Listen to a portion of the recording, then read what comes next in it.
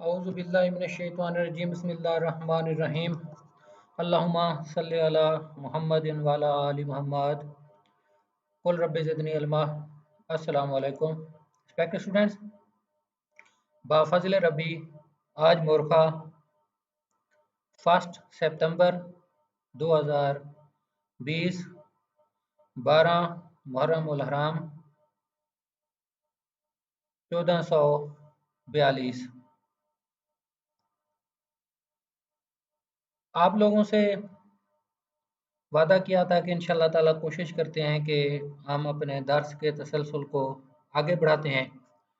आज भी मैक्सिमम कोशिश करेंगे, अल्लाह की रहमत से देखें किस हद तक हमारा दर्स आ जाता है आइंदा सबक में। उससे पहले आज इख्तिसार होगा ज़रा एपिटाइज़र में। वादा किया था कि एपिटाइज़र अब इंशाअल्लाह ताला इस शक्ल में होगा कि आप लोगों का इंग्लिश और जनरल नॉलेज को हम शुरू में आ जाते हैं, थोड़ा सा वो कवर होता रहे। पहले हम उसमें ज़रा जनरल नॉलेज पोर्शन में हम इस्लामी जो शख्सियात हैं उनकी तरफ जाएंगे, मकामात को भी आप ज़रा जहन में रख लें। इंशाल्लाह ताला इसको हम मज़ीद ज़रा आगे लेके जाएंगे। वाक़या मुझे बड़ा अच्छा लगता है, आप लोगों ने शायद ये सुना होगा। बड़ा मुख्तसर सा वाक़या है, वो ये है कि आप लोगों ने नाम सुना होगा इस हस्ती का, सुल्तान महमूद गजनवी। इंटरनेट पे थोड़ी सी तहकीक कर लीजिएगा, इसका जो दौर है, दौर इक़्तिदार किस सन से किस सन तक है, हिस्ट्री, मुस्लिम हिस्ट्री आप समझ लें। उसमें आप हिस्ट्री में ज़रा बरसगीर को भी लेके आएँ कि मुग़ल दौर कब आया, इससे पहले क्या था, या आप सुल्तान सलाहुद्दीन अय्यूबी, वैसे मैं आपको मिसाल दे रहा हूँ। इनको आप देखें ज़रा कि दुनिया के किस मुल्क में ये लोग आबाद थे, कब कब इनका दौर हुकूमत रहा। इंशाअल्लाह ताला हम डिस्कस वक्तन फ़क्तन करते रहेंगे। मुख्तसर वाक़या सुनाऊँगा सुल्तान महमूद गजनवी का। इनके एक ग़ुलाम थे अय्याज़, बहुत मशहूर नाम है। अल्लामा इकबाल ने शेर व शायरी भी की है कि नमाज की बाबत था ना, एक ही सफ़ में हो गए महमूद व अय्याज़, ना कोई बंदा रहा ना कोई बंदा नवाज। इस तरह उर्दू का शेर है, अगर कोई गलती हो तो माफ़ कर दीजिएगा।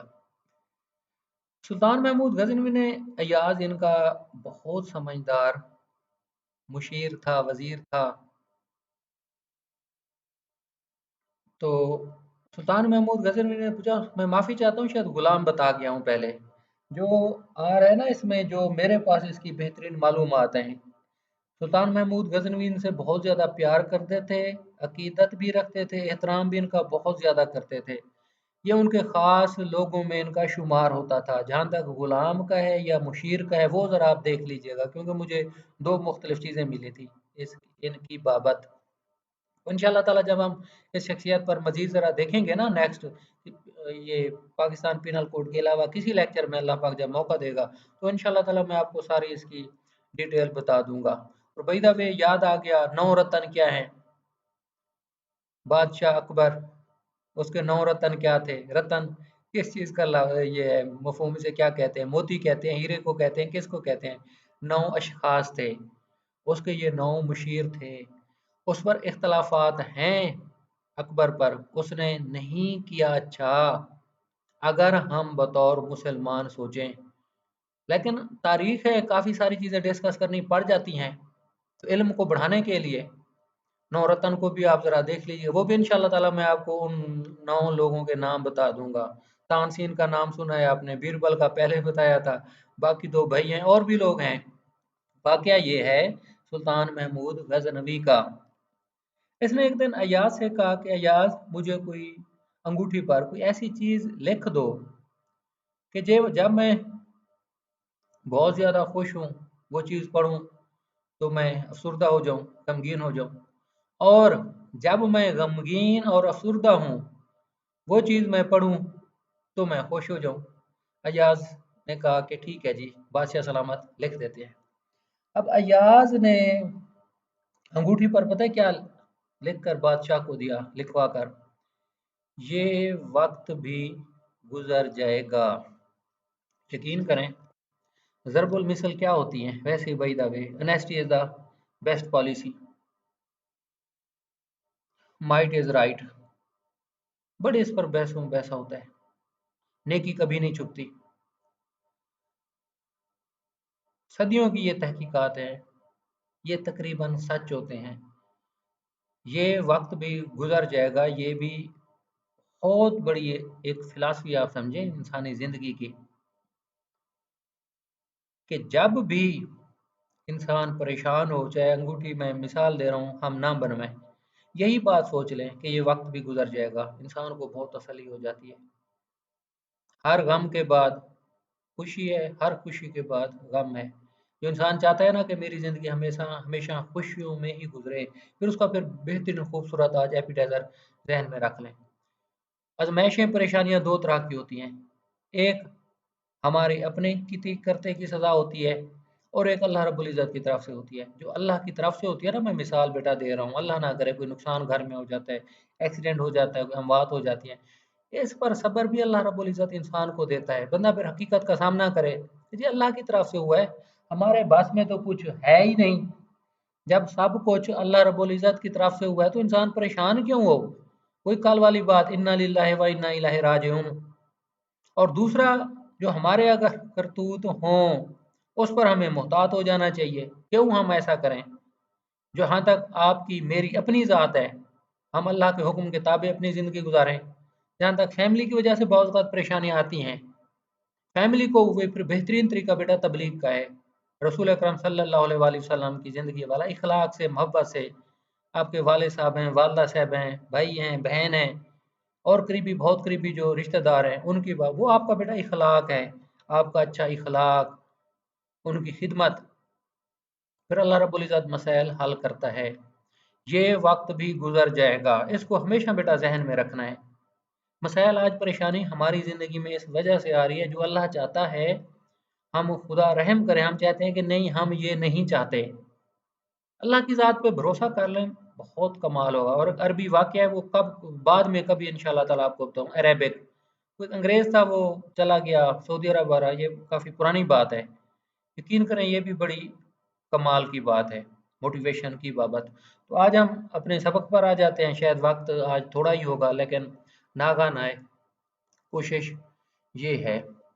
अब हमने अल्हम्दुलिल्लाह कल जी पढ़ लिया था आप लोगों के सामने पाकिस्तान पिनल कोड की जो ज़रबात मुख्तलिफ बयान की गई हैं, उनमें आप लोगों ने पढ़ा था पहले सर फेस हो गया, छज्जा बनता है, छज्जा की मुख्तलिफ अक़साम आ गई। उसके बाद शोल्डर से लेकर जहाँ अमूमी तौर पर हम बेल्ट पहनते हैं, वो जर आ गया, जर की दो अक़साम फिर बता दी गई। फिर गैर जैफ़ा, अब ये देखें ये किस्म कौन सी है ज़रब की। जार को दो हिस्सों में तकसीम कर दिया गया, जायफा और गैर जायफा। 337 डी को आप देख लें। उसके बाद जो हमारी F1 F2 वगैरह शुरू होती है, वो हमारी शुरू होती हैं बेल्ट से नीचे लेकर ना हमारे पाँव की उंगली तक, जिसमें हमारे हाथ भी शामिल होते हैं। उसमें फिर उसी हिसाब से देखते रहते हैं कि नेचर ऑफ इंजरी क्या है। उसमें मज़ीद जो अब हम अल्लाह की रहमत से आज थोड़ा-सा आगे देखेंगे, उसमें भी आप लोगों को इसकी बेहतरीन तरीके से समझ आ जाएगी। हाल्ट को ना एक आप लोग स्केच बना लें। वो एक बताया इंटरनेट पे ना, वो बहुत सारी तहकीक पड़ी है, आप लोग अच्छे तरीके से देख लें। ह्यूमन बॉडी को, मेम्ब्रेन को आप देख लें। बाकी जो है हमारी ये लेग्स होती हैं, ये हमारे बाजू हैं, इनको अच्छे तरीके बेटा ये बहुत सादा हैं, सादा अल्फाज में देखें, कोई ज़्यादा इसमें लंबी नहीं है कोई आलमाना गुफ्तगू। थोड़ा सा देखेंगे ना, एमएलसी को आप सामने बेटा रख दें, पोस्टमार्टम रिपोर्ट को रख दें सामने। तो पोस्टमार्टम रिपोर्ट में हमेशा एक ही काज होती है, डेथ। छोटे से छुरे से बंदे की डेथ काज की जाए, ईंट मारी मारी जाए सर में, फौरन फायर किया जाए, क्या अक्सर ब्लीडिंग का होता है। जब ब्लीडिंग ज़्यादा एक्सेसिव हो जाती है, क्योंकि फायर वगैरह करीब से ज़्यादा लगें, तो दिल काम करना बंद कर जाता है। हेमरेज शायद इसका वो स्पेलिंग मैं आपको बाद में बता दूंगा, कि वो दिल जी काम करना छोड़ गया, जो उसको उर्दू मफहूम है काज ऑफ डेथ। पोस्टमार्टम में आप एक कॉलम पर चले जाएं, काज ऑफ डेथ। अननेचुरल जो डेथ है उसकी यही अमूमी तौर पर वजह होती है। ऐसे तो बहुत सारी वजूहत है ना, लेकिन मोटे मोटे असूल मैं आप लोगों को बेटा बता रहा हूँ। अब हमने जी कल अल्हम्दुलिल्लाह देखा था, शज्जा हमारा हो गया था पहले, सेक्शन की तरतीब से जार को देख लिया था। अब देखें ना जार क्या है। अगेन इस वजह से थोड़ा सा रिपीट कर रहा हूँ ताकि आप लोगों को मजीद अच्छे तरीके से पता लग जाए। whoever causes on any part of the body of a person other than the head, देखे ना आप jar other than the head आ रहा है, चेहरा आ गया, और इसमें आप इतलाफ वजू इतलाफ सलायत वजू को भी मैं कहता हूँ कि निकाल लें। अगर वो भी देखें ना, अगर परमानेंट डिसेबिलिटी हो जाती है वो तो उसमें आ जाएगा। उसके अलावा अगर दीगर है बेटा, दीगर कैसे, चूरा मारा उंगली पर, बहुत ज्यादा ब्लीडिंग हो गई, सादा मैं मिसाल दे रहा हूँ, हद से ज्यादा। अब बाज़ वो इतनी ज्यादा छुरी तेजी से मारते हैं उंगली पर, वो आपकी उंगली कटी हुई महसूस होती है, छुरा अंदर से गया हुआ महसूस होता है। वो आप नेचर देख लें, F2 बन रही है, F3, F4 या F5 बन रहा है, फायर लगता है टांग पर, F5 आ जाता है, F6 आ जाता है, इस हद तक रप्चर करती है, वो हड्डी टूटती है टांग वाली। वो बेटा मैं आप लोगों को मिसाल दे रहा हूँ। अब देखें जैफा है, गैर जैफा है, जैफा हमने पढ़ लिया था। अब आ जाएं इस पर, F6 भी हमने पढ़ लिया थे सारे ये। उसके बाद आ जाएं 337 जी पर, punishment for halt by rash और नेग्लिजेंट ड्राइविंग। ये बेटा अक्सर होता है कैसे, फैमिलीज हैं जी, दो बहन भाई हैं, मोटरसाइकिल पर जा रहे हैं, और ये जो मोटरसाइकिल ये रक्शे वाले होते हैं, जिन्हें चांद गाड़ी भी अमूमन हमारे यहाँ पंजाब में कहा जाता है, रिक्शा मोटरसाइकिल है, उसके पीछे उन्होंने वो बना लिया, क्या कहते हैं, रिक्शे की वो 6 सवारियों वाला।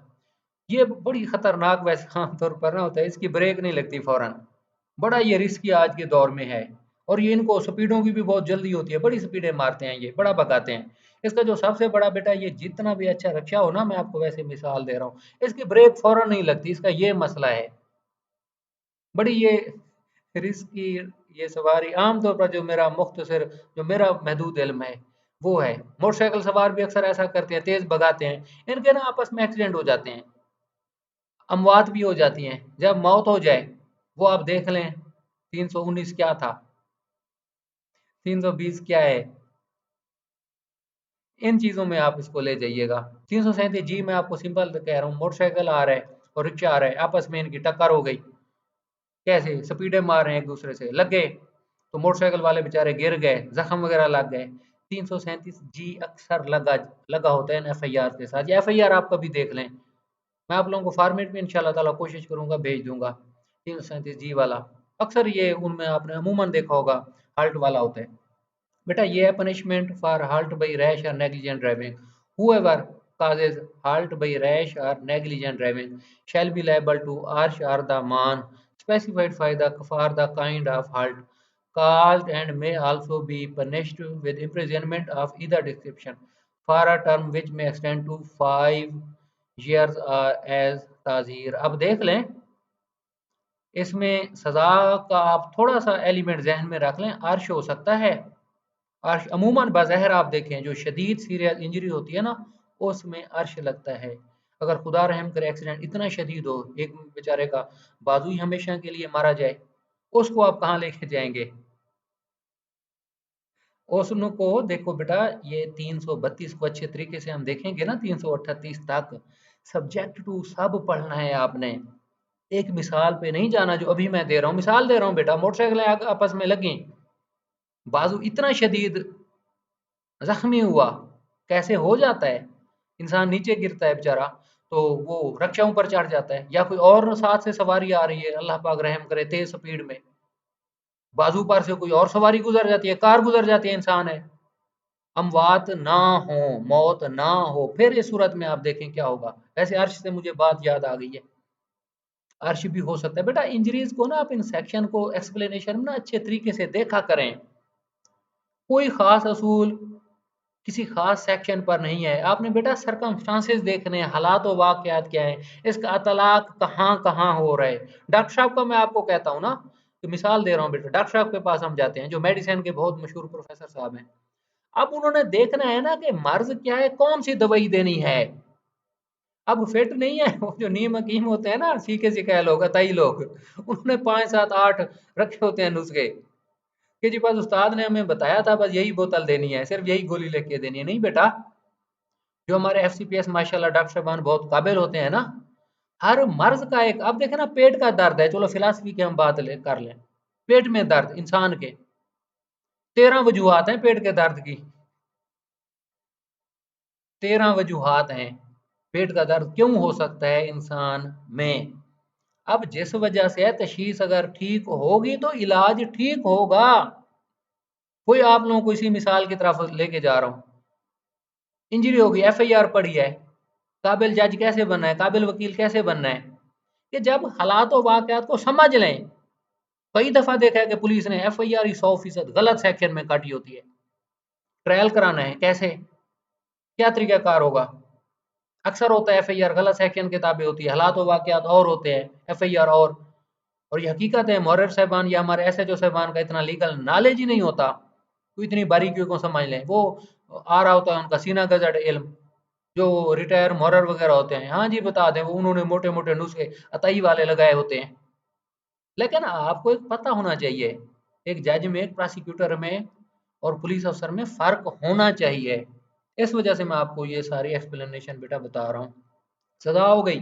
अब ये 337 जी, आप देखें ना, हाल्ट बाई रैश या नेग्लिजेंट ड्राइविंग, हमने 319 में यकीनन ये पढ़ा था, डेफिनेशन पोर्शन में, उसमें चले जाएं आप, लेकिन डेथ काज नहीं हुई, ये बेटा इसकी सज़ा आ गई। 337 एच क्या होता है, वेरी सिंपल, हवाई फायरिंग हो गई, बंदूक है 12 बोर, उसे जी फायर कर दिया। Punishment for hurt by rash और नेग्लिजेंट एक्ट। अब रैश और नेग्लिजेंट एक्ट क्या है, whoever causes hurt by rash और negligent act other than rash और नेग्लिजेंट ड्राइविंग, उसके अलावा। अब ये हवाई फायरिंग जो कर देते हैं, अक्सर होगा लड़ाई झगड़ा होता है दो फ्री कैन में, कि जी उसने मुझे थप्पड़ मुक्के मारे और फायर भी किए, जब इंजरी काज नहीं होती, अमूमन बज़ाहिर एफआईआर से लग भी होता है, 324 नहीं लगता, एफआईआर के हालात और वाकयात भी होते हैं, या बाज़ वक़्त मुद्दई अपने एफआईआर में ही लिखवा देता है, जी उसने मुझे डराने के लिए हवाई फायरिंग की, ये रैश और नेग्लिजेंट एक्ट है। 337 एच टू इस पर लगता है, उस पर भी हम आगे आते हैं। अब 337 एच वन कहाँ लगेगा, शैल बी लायबल टू अर्श और दामान। अब देखें, अर्श है और दामान है, specified by the kind of halt caused and may also be punished with imprisonment of either description for a term which may extend to 3 years। अब बेटा पता है क्या खूबसूरती, आप हुस्न देखें हमारे इस कानून का, पीपीसी का, यकीन करें कोई ऐसी हाल्ट नहीं है जो अनकवर्ड जाए। अब 337 को आप देखें, रैश और नेग्लिजेंट एक्ट आपका नहीं है, लेकिन whoever causes halt or rash negligent act other than driving, अब क्या हो सकता है, halt हो गई, ये इंटरप्रिटेशन है। आप इसकी मिसाल जरा खुद सोचिएगा, मेरे इस वक्त जहन में है, लेकिन आप लोगों को ये मैं सवाल दे रहा हूँ आप लोगों की ब्रेन स्टॉर्मिंग के लिए। बेटा दूसरे को देखें, whoever does any act so rashly or negligently as to endanger human life, कि आप इसको और पर्सनल सेफ्टी ऑफ अदर्स, अब इसको ना हवाई फायर में ले जाएं, इसके जो सादा सी मिसाल है। उसके बाद बेटा हम आगे चलते हैं। अब ये एच हो गया, आई हो आ गया, 337 आई, punishment for causing halt by mistake khata, whoever causes halt by mistake khata shall be liable to arsh or daman specified for the kind of halt caused। अब देखें, अब कत्ल पे चले जाएं जरा, डेफिनेशन पोर्शन में। अब उसमें था death by mistake of fact था या एक्ट था, इसमें क्या आ रहा है, punishment for causing halt by mistake खता, whoever causes halt by mistake खता। अब halt आ गई खता से, खता क्या है, मिसाल दे रहा हूँ, इंटेंशन नहीं है, नॉलेज है तो इंटेंशन नहीं है। इन चीज़ों को ना ज़रा देखें अच्छे तरीके से, हर चीज़ क्लियर आ जाएगी। यही आप ना हालात व वाक़यात पे, प्रपोजिशन सॉल्यूशन पे, इसी चीज़ पर चले जाएं। अब बाय द वे, वैसे मुझे याद आ गई चोरी वाली, अक्सर आप लोगों की क्यूरीज आ जाती हैं कि सर वो जो था कि जी दो लोगों ने मशवरा किया चोरी करनी है, चले गए, तो एक ने बंदा कत्ल कर दिया, दूसरा भाग गया। बेटा इंतहाई सादा थी ये, लेकिन थी टेक्निकल, आप लोग दुरुस्त कह रहे हैं। उसमें बहुत ज़्यादा ब्रेन स्टॉर्मिंग थी। इसका वेरी सिंपल, चलो बाय द वे जवाब ही दे रहा हूँ। बेटा ये 457 लगेगा दोनों पर, रेड विद 34। सेक्शन 38 को आप पीपीसी को अच्छे तरीके से देख लीजिएगा। जुदा गाना फेल है। अब दूसरे के इल्म में नहीं है दिलू के कि उसने क्या काम दिखाना है। हाँ, अगर वो कोई असला साथ लेके जाता है, साथ दोनों के हाथ में जी असला था या बिल्लू के हाथ में असला था, तो फिर दिलू को तो पता था कि असला है, कुछ भी हो सकता है। जब इकट्ठे जा रहे हैं तो नतायज के जिम्मेदार हैं। जब गए खाली हाथ हैं रात को किसी के घर, 457 लगेगा दोनों पर। चोरी भी नहीं हुई। खासकर दिलू ने तो कोई चोरी नहीं की ना, कि जो ही उसने आवाज सुनी तो गामे की, तो वो फौरन भाग गया। 302 लगेगा बिल्लू पर, अकेला वो जिम्मेदार है। 457 लगेगा दोनों पर, रेड विद 34। बेटा इसको आप देखें जे पे। अब हम नेक्स्ट आ रहे हैं 337 J. Causing hurt by means of a poison whoever administers to or causes to be taken by any person, any poison or any superfang, intoxicating or unwholesome drug or such other thing with intention to cause hurt to such person or with intent to commit or to facilitate the commission of an offense or knowing it to be likely that he will thereby cause hurt may, in addition to the punishment or harsh or the man provided for the kind of hurt caused, be punished having regard to the nature of the hurt caused with imprisonment of either description for a term which may extend to 10 years। बेटा जे उस वक्त आता है जब जहर देने की कोशिश की जाए। मिसाल आपको दे रहा हूं। अब एक प्रपोजिशन थी बड़ी मजे की, 324 के साथ 511 लगता था। दुरुस्त जवाब उसका यही था। बेटा ये 337 जे में और 324 रेड विद 511 में क्या फर्क है? 337 जे में आप देखें कोई नुकसान हो जाता है, कोशिश की गई हर्ट काज करने की पॉइजन के जरिए, नतीजा क्या निकला? इंटॉक्सिकेशन आप कहते हैं, ज्यादा 81 की ज्यादा गोलियां दे दी जो हमारे यहाँ अमूमी तौर पर नशावर होती हैं, या कोई और जहर वाली चीज दे दी। अब जहर बेटा पॉइजन सिर्फ जरूरी नहीं है। खतरनाक जो मेडिसिन होती हैं आम तौर पर हद से ज्यादा किसी को डोज में आप दे दें कोई इंतकाम लेने के लिए, वो जो कहते हैं ना कि हर चीज की जो ज्यादती है ना वो जहर है। हर चीज की ज्यादती जहर है। वैसी माकूल जहन में आ गया था। कोई भी दवाई दे दें शक्ल अख्तियार कर जाएगी। नॉर्मल इंसान को आप कोई खतरनाक दवाई दे दें जो एक शदीद मरीज के लिए होती है, आम हालात में वो भी जहर बन जाता है। with intent to commit or to facilitate the commission of an offense or knowing to cause in addition to the punishment। आप देखें ना उससे मुतासिर क्या हुआ, अल्लाह पाक रहम करे, मैं कहता हूँ दिल मुतासिर हो गया, ब्रेन मुतासिर हो गया, उसकी तो स्पेसिफिक लगेगी ना, लेकिन ये भी सेक्शन आएगा। इसका बेटा ये अतलाक है। इसको आप लोग अच्छे तरीके से देख लें और समझ लें। उसके बाद जी नेक्स्ट हम चलते हैं 337 के पर। causing her to extort confession or to compel restoration of property। आप देखें अक्सर का जी हमारे यहाँ होता है, मुलाजिम पर शक है जी, हालांकि 100% गैर कानूनी काम होता है, उसकी फेंटी लगाई कि ये इतराफ़ करे। इसकी इंटरप्रिटेशन आगे आ जाएगी, लेकिन बज़ाहिर अभी अल्फाज के बज़ाहिर मीनिंग के लिहाज से आप लोगों की बात को ज़रा वज़ाहत करना चाहता हूँ आप लोगों को। To compel restoration of property, या किसी पर तशद्दुद किया जाए कि वो अपनी जायदाद वापस कर दे। लड़ाई झगड़े अमूमन होते हैं, हो जाते हैं अक्सर झगड़े। whoever causes hurt by for the purpose of extorting from the sufferer or any person interested in the sufferer any confession or any information which may lead to the detection of any offense or misconduct, or for the purpose of constraining the sufferer or any person interested in the sufferer to restore or to cause the restoration of any property or valuable security to satisfy any claim or demand। अक्सर जो लेन then के मामलात होते हैं ना, दुकानदार पकड़ लेते हैं जिससे उधार लिया होता है जिस बेचारे ने, कि रकम वापस करो, कानूनी तकाजे बेटा हालात अपनी जगह है, लेकिन ऑफेंस तो कमिट हो गया ना। अब दुकानदार की मैं आपको मिसाल देता हूँ, उसे किसी बंदे ने उधार लिया, वो बंदा आ गया, पकड़ लिया उसको कि दे मेरे पैसे, या क्लेम ज्यादा कर लिया, मिसाल दे रहा हूँ, उसकी फेंटी लगा दी, कोई जुर्म बन गया, आप इसको कहाँ लेके जाएंगे? लीगल नहीं है बज़ाहिर, शुरू से देखें, क्या उसने रिकवरी का दावा किया था, क्या उसके पैसे कितने बनते हैं, मामला क्या था? कि अक्सर औकात रिश्तेदार एक दूसरे को पकड़ लेते हैं कि जी फलां को कोई बात हुई तो पकड़ के फेंटी लगा दी कि जी उसने मेरे पैसे लेने देने थे, या उसको कहो कि उसको छुड़ा जाए, पैसे दे जाए। कि हमारी सोसाइटी में अक्सर इस तरह की कबाहतें हैं। इस वजह से आप लोगों का जहन खोल रहा हूँ, इन सारी चीज़ों को मद्देनजर जहन में रखें। कैसे तलाक होता है पीपीसी का? सफरर है, उसका इंटरेस्टेड पर्सन है, रिश्तेदारों को पकड़ लेते हैं, हाँ जी पैसे दो तो बंदा छुड़वा जाओ। कुछ लोग होते हैं ना पैसे लेने वाले, वो कारोबारी मामलात होते हैं काफी सारे, गए पैसे लेने तो बंदा उनका उठा के साथ ले आए, या अगर वहां कोई तला कलामी होती है तो पकड़ के मारना शुरू कर दिया।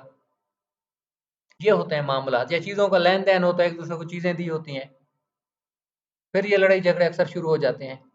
बेटा ये उनमें आएगा।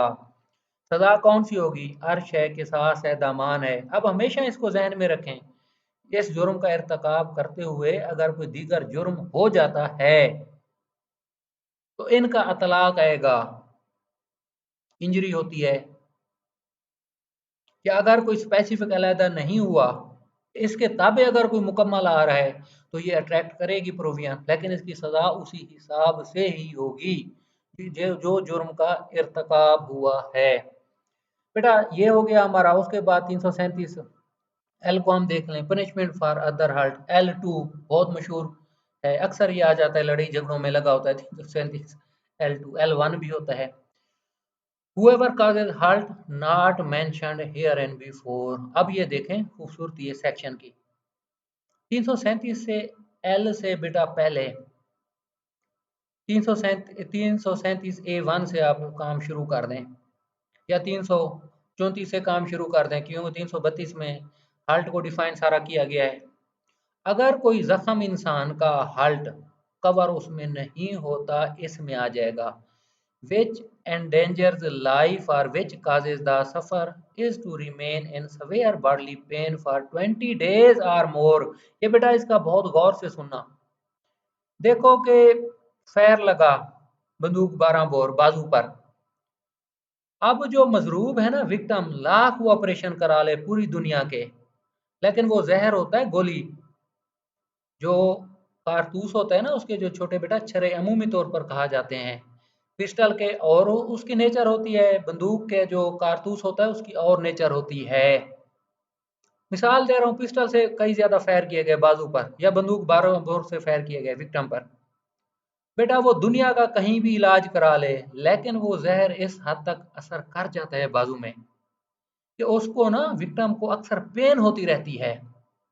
उस बाजू में होता है, हकीकतन काफी केसेस सामने आए हैं देखने में, अक्सर पेन होती रहती है। उस सूरत में भी जय साहबान जब कन्विक्ट करते हैं बंदे को, 337 L1 के ताबे सजा दे देते हैं। काफी दफा ये इस तरह के केसेस देखे हैं। 20 डेज आ गया फोर, वो फिर अब देखे ना, ये तो मैंने आपको वो प्रैक्टिकल एक अमलन मिसाल दी है। और वो बेचारा विक्टिम जब तक जिंदा रहता है उसको रोजाना कई दफा पेन होती है, मेडिसिन खाता है, बाज़ औक़ात मेडिसिन भी बेअसर हो जाती हैं, या 10 दिन 20 दिन का ये जो है, अगर ये हालात वाकयात शहादत में आ गए हैं तो फिर इसके ताबे फिर जो क्वांटम ऑफ सेंटेंस है ना वो बेटा देखना पड़ेगा। मैं मिसाल देता हूँ, सिर्फ दमान कर दें कि जी 20 दिन इसने काम नहीं किया, इसको शदीद पेन वगैरह होती रही है, ये आएगा उसमें। अब देखें 7 साल तक इसकी सजा है। बेटा 337 L2 not covered by sub section 1 shall be punished. अब देखें ना, MLC होता है, देखें किसी मजरूब का, उस पर काफी ज्यादा जरबें लगी किसी मजरूब पर, A2 भी आ रहा है, F1 भी आ रहा है, और साथ डॉक्टर साहब 337 L2 लिख देते हैं कि जी ये वो इंजरी है जो किसी में कवर नहीं हो रही, MLC में ऐसा लिखा जाता है। तो बेटा ये आज ज़रा वक्त कम था, मसरूफियात ज़्यादा काफ़ी रही थी, तो सोचा कि नागा ना हो, थोड़ा थोड़ा करते रहें, अल्लाह पाक इसमें बड़ी बरकत डालता है। खुदा की रहमत हो आप सब लोगों के ऊपर। तो इंशाल्लाह ताला 337 एम से बेटा हम कल शुरू करेंगे। बहुत शुक्रिया। अल्लाह हाफिज़। अस्सलाम वालेकुम रहमतुल्लाहि व बरकातुहू।